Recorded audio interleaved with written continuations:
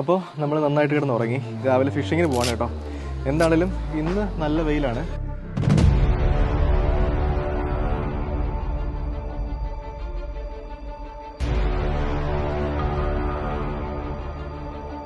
പുഴയിലെ വെള്ളം 5 അടി ഇറങ്ങിയിട്ടുണ്ട്.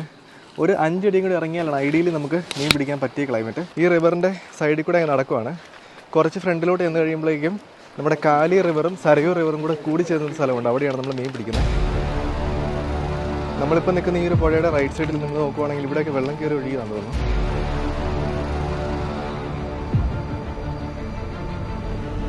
അതുപോലെ തന്നെ ചേർന്ന് നടന്നു കഴിഞ്ഞാൽ ഈ ഒരു മൺതിട്ട ഇടിയാൻ ചാൻസ് ഉണ്ടെന്നാണ് പറഞ്ഞത്. അപ്പോൾ നമ്മളിതിൻ്റെ സൈഡിൽ കൂടെയാണ് ഫ്രണ്ടിലോട്ട് പോകുന്നത്. എന്താണെങ്കിലും പുഴയിലെ വെള്ളം ഒരു 5 അടിയും കൂടി ഇറങ്ങിയാലേ ഉള്ളൂ നമുക്ക് ശരിക്കും ഹോപ്പ് പറയാൻ പറ്റത്തുള്ളൂ.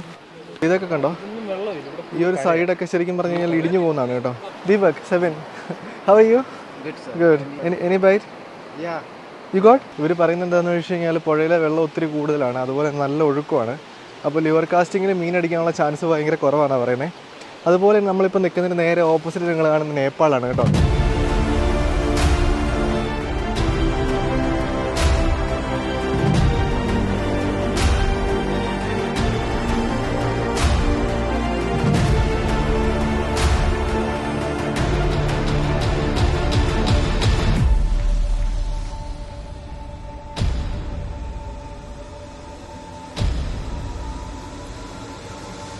അതായത് ഈ ഒരു പുഴ നമ്മൾ ക്രോസ് ചെയ്ത് അപ്പുറം കാണുന്നത് നേപ്പാളാണ്. ലീഗലി നമുക്ക് അവിടെ പോകാൻ പറ്റത്തില്ല. കാര്യം അവിടെ പോകണമെങ്കിൽ നമുക്ക് പെർമിറ്റും വിസയും കാര്യങ്ങളൊക്കെ വേണം. വിസയല്ല, നമ്മുടെ പാസ്പോർട്ടും കാര്യങ്ങളൊക്കെ ആയിട്ട് നമ്മൾ പെർമിറ്റ് എടുക്കണം. നമ്മൾ റിവറിൻ്റെ സൈഡിൽ കൂടെ പയ്യെ മേളിലേക്ക് പോവാണ്. ഇവിടെ വന്നപ്പോഴേക്കും പുഴയുടെ ഒഴുക്ക് ഭയങ്കരമായിട്ട് കൂടി കേട്ടോ.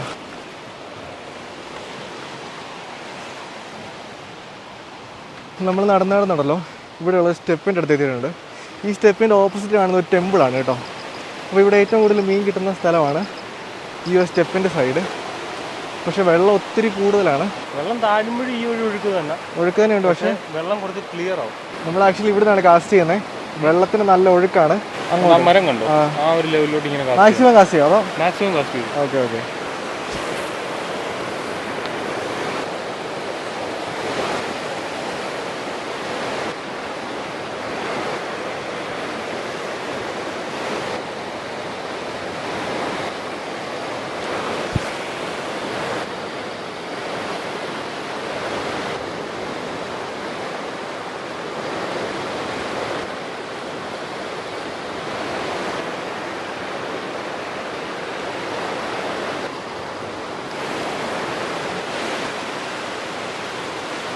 മീൻ അടിക്കാനുള്ള ചാൻസ് ഭയങ്കര കുറവാണ്. കാര്യം എന്താണെന്ന് വെച്ച് കഴിഞ്ഞാൽ വെള്ളത്തിന് ഭയങ്കര ഒഴുക്കാണ്. നമ്മുടെ ലൂർ പൊങ്ങിപ്പോരുവാണ്. പക്ഷേ ഇപ്പം മഴയില്ലാത്തതുകൊണ്ട് ഇവർ പറയുന്നത് ഒരു 24 മണിക്കൂർ കൊണ്ട് ഒരു 5 അടിയോ 6 അടി വെള്ളം താഴും.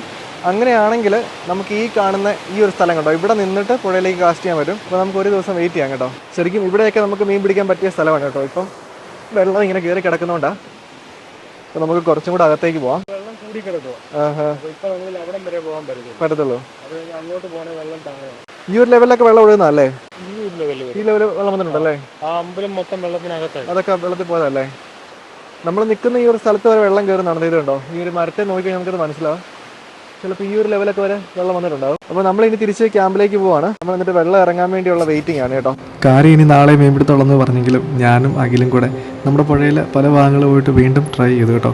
കാര്യം എന്താണെന്ന് വെച്ച് കഴിഞ്ഞാൽ മീൻപിടുത്തക്കാർക്ക് അറിയാവുന്ന കാര്യമാണ്. കാര്യം നമുക്ക് ഓരോ പ്രാവശ്യം ചൂണ്ട എറിയുമ്പോഴും നമ്മുടെ ഉള്ളിലുള്ളൊരു പ്രതീക്ഷയാണ് അടുത്ത കാസ്റ്റിങ്ങിൽ നമുക്ക് മീൻ കിട്ടുമെന്ന്. ആ ഒരു പ്രതീക്ഷ ഉള്ളതുകൊണ്ട് മാത്രമാണ് നമ്മൾ എത്ര പ്രാവശ്യം ചൂണ്ടാൻ പോയിട്ട് മീൻ കിട്ടിയില്ലെങ്കിലും പിന്നെ ഫിഷിങ്ങിന് പോകുന്നത്. നമ്മൾ ആ ഒരു പുഴയുടെ അങ്ങേയറ്റം തൊട്ട് നമുക്ക് നടക്കാവുന്ന അത്രയും സ്ഥലങ്ങളിൽ നടന്ന് കാസ്റ്റ് ചെയ്ത് നോക്കി. ചില സ്ഥലങ്ങളിൽ ഒഴുക്ക് നല്ല കുറവുണ്ട്. പക്ഷേ ആ സ്ഥലങ്ങളിൽ നിന്നും നമുക്ക് സ്ട്രൈക്ക് കിട്ടിയിട്ടില്ല. നമ്മുടെ ആദ്യത്തെ ദിവസം ഇപ്പോൾ സമയമുണ്ടല്ലോ, 6 മണിയായിട്ടുണ്ട്. നമുക്ക് മീനൊന്നും കിട്ടിയില്ല. പക്ഷേ നമുക്കുള്ളൊരു ഗുഡ് ന്യൂസ് എന്താണെന്ന് വെച്ച് കഴിഞ്ഞാൽ നമ്മൾ ഇന്നലെ വന്നപ്പോഴത്തേക്കും നമ്മൾ ഈ നിൽക്കുന്ന സ്ഥലമെല്ലാം വെള്ളത്തിനടിയിലായിരുന്നു. ഏകദേശം ഒരു 15 അടി വെള്ളം ഇറങ്ങിയിട്ടുണ്ട്. അപ്പോൾ വെള്ളം ഇതുപോലെ ഇറങ്ങുവാണ്. മഴ പെയ്തില്ലെങ്കിൽ നമുക്ക് നാളെ രാവിലെ ഇവിടുന്ന് മീൻ കിട്ടാൻ ചാൻസ് ഉണ്ട്. നാളെ നമ്മൾ വരുമ്പോഴേക്കും ഈ സ്ഥലം എൻറ്റയർലി ഡിഫറെൻ്റ് ആയിരിക്കും. ഇവിടെ വൈകുന്നേരം നേരത്തെ സൂര്യൻ അസ്തമിക്കും കേട്ടോ. രാത്രിയിൽ ചെറിയ തണുപ്പുണ്ട്. അതുകൊണ്ട് തന്നെ നമ്മുടെ ക്യാമ്പിൽ ചെറിയൊരു ക്യാമ്പ് ഫയർ ഒക്കെ ഇട്ട് എല്ലാവരും കൂടെ വർത്താനൊക്കെ പറഞ്ഞിരുന്ന് ഫുഡ് കഴിച്ച് ഞങ്ങൾ ഉറങ്ങി നന്നായി റെസ്റ്റ് എടുത്തു. പിറ്റേ ദിവസം രാവിലെ നമുക്ക് മീൻ പിടിച്ചേ പറ്റത്തുള്ളൂ. രാവിലെയും ചെറിയൊരു തണുപ്പുണ്ട് കേട്ടോ. ഞാനും ജോബിനും അഖിലും നേരത്തെ എണീറ്റു. ഫിഷ് ചെയ്യാനായിട്ട് നമ്മൾ ആദ്യം ഫിഷ് ചെയ്ത സെയിം സ്ഥലത്ത് കുറച്ച് വെള്ളം ഇറങ്ങിയിട്ടുണ്ട്. അമ്പലത്തിൻ്റെ ഓപ്പോസിറ്റ് നിന്ന് നമ്മൾ കാസ്റ്റ് ചെയ്തു. നമുക്ക് ആദ്യത്തെ കുറേ നേരം സ്ട്രൈക്കൊന്നും കിട്ടിയില്ല. പക്ഷെ നമ്മൾ ഒരിക്കലും ഒരു ദിവസം സ്ട്രൈക്ക് കിട്ടിയില്ല എന്ന് പറഞ്ഞ് ഒരിക്കലും ഫിഷിങ് നിർത്തത്തില്ല. മീൻ കിട്ടാത്തതിൽ എനിക്ക് പേഴ്സണലി യാതൊരു സങ്കടമില്ല കേട്ടോ. കാര്യം എന്താണെന്ന് വെച്ച് കഴിഞ്ഞാൽ നമ്മൾ ചെയ്യുന്ന കാര്യങ്ങളെല്ലാം നമുക്ക് സക്സസ്ഫുൾ ആയിട്ട് കിട്ടണം, അല്ലെങ്കിൽ അതിനെല്ലാം നമുക്ക് പോസിറ്റീവായിട്ടുള്ള റിസൾട്ട് മാത്രം കിട്ടണം എന്ന് നമ്മൾ വിചാരിച്ചു കഴിഞ്ഞാൽ നമുക്ക് സങ്കടപ്പെടാൻ മാത്രമേ സമയം കാണത്തുള്ളൂ. അതുകൊണ്ട് നമ്മൾ ആത്മാർത്ഥമായിട്ട് വർക്ക് ചെയ്യുക, നമ്മൾ കൺസിസ്റ്റൻ്റ് ആയിട്ട് വർക്ക് ചെയ്യുക. നമുക്ക് കിട്ടാനുള്ളത് ഉറപ്പായിട്ട് നമുക്ക് തന്നെ കിട്ടും.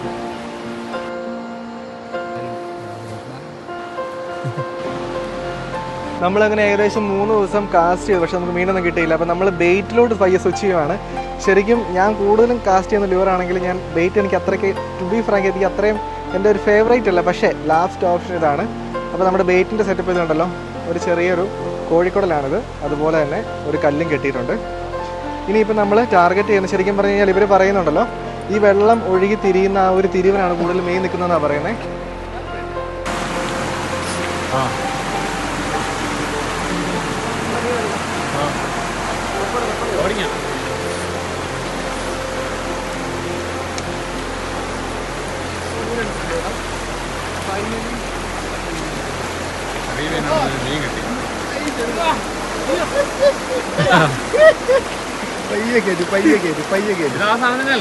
നമുക്ക് ലിവറേലൊന്നും മീൻ കിട്ടിയില്ല. പക്ഷെ എനിക്കാണെങ്കിൽ ബെയ്റ്റേൽ ഒരു ചെറുത് കിട്ടി. എനിക്ക് ഗോൾഡൻ മഹേശ്വരി പിടിക്കണം എന്നുള്ള ആഗ്രഹം ഉണ്ടായി. പക്ഷെ നമ്മൾ ഉദ്ദേശിച്ച സൈസ് ഇതല്ല. പക്ഷെ നമുക്കൊരു ചെറുതിനെ കിട്ടിയിട്ടുണ്ട്. ഞാൻ കാണിച്ചു തരാം മീനിനെ. അതുകൊണ്ട് തന്നെ നമ്മൾ ഇവനെ അധികം ഹേർട്ടൊന്നും ചെയ്യത്തില്ല. കണ്ടോണേ, ഓ ഈ ബേബിയാണ് കേട്ടോ. ബേബി ഉണ്ടല്ലോ, ഇതാണ് മീൻ കേട്ടോ. ഞാനിവനെ കാണിച്ചു തരാം ചെറുതായിട്ട്.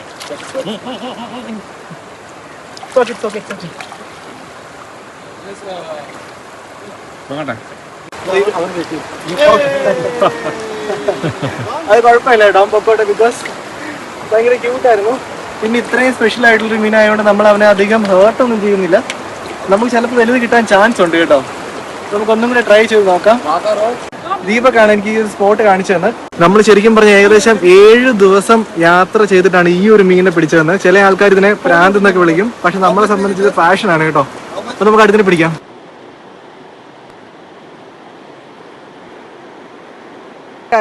ഓക്കെ ഓക്കെ, അടിപൊളി. നമുക്ക് അടുത്ത മീൻ കിട്ടിയിട്ടുണ്ട്. ചെറുതാണ് കേട്ടോ. It's A very small one. No. Oh.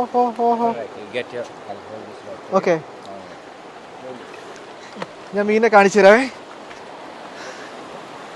Oh, I don't have the player. I'll take the player.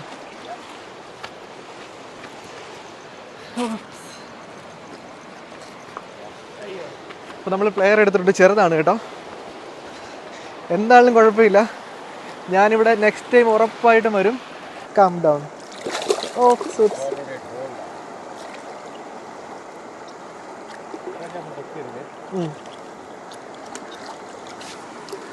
ഞാൻ മീനിനെ കാണിച്ചു തരാം. അതിനു മുമ്പ് ഞാൻ ഇവൻ്റെ പ്ലെയർ ഒന്ന് ഊരിക്കോട്ടെ.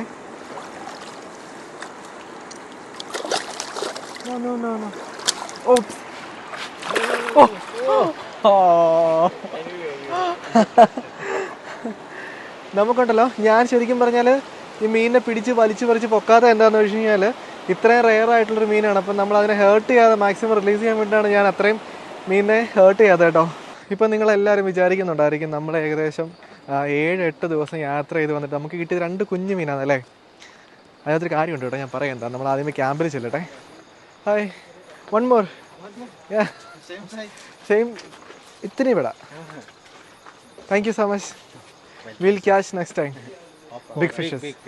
സമ്മർ. കുറേ നാൾ ആഗ്രഹിച്ച് പ്ലാൻ ചെയ്ത് കഷ്ടപ്പെട്ടു പോയൊരു യാത്ര.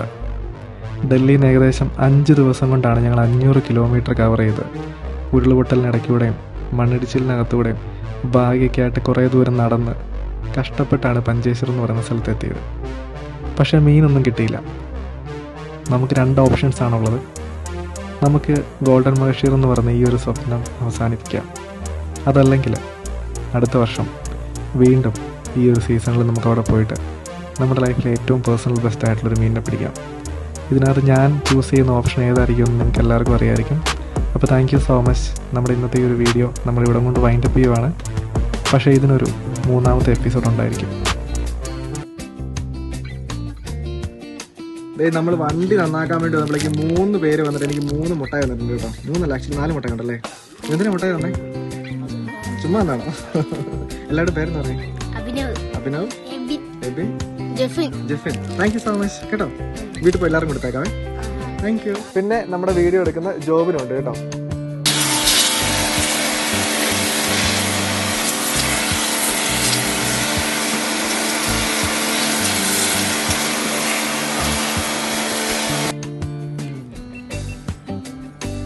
ഇതിനകത്ത് ഇടുന്ന ടാസ്ക് ആണ് കേട്ടോ.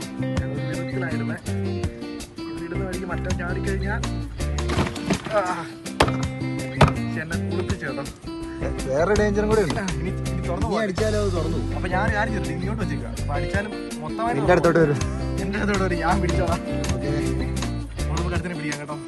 അപ്പൊ നമുക്ക് വറക്കാനുള്ള മീനായി അടുത്തന്നെ പിടിക്കാൻ പോവാണ്.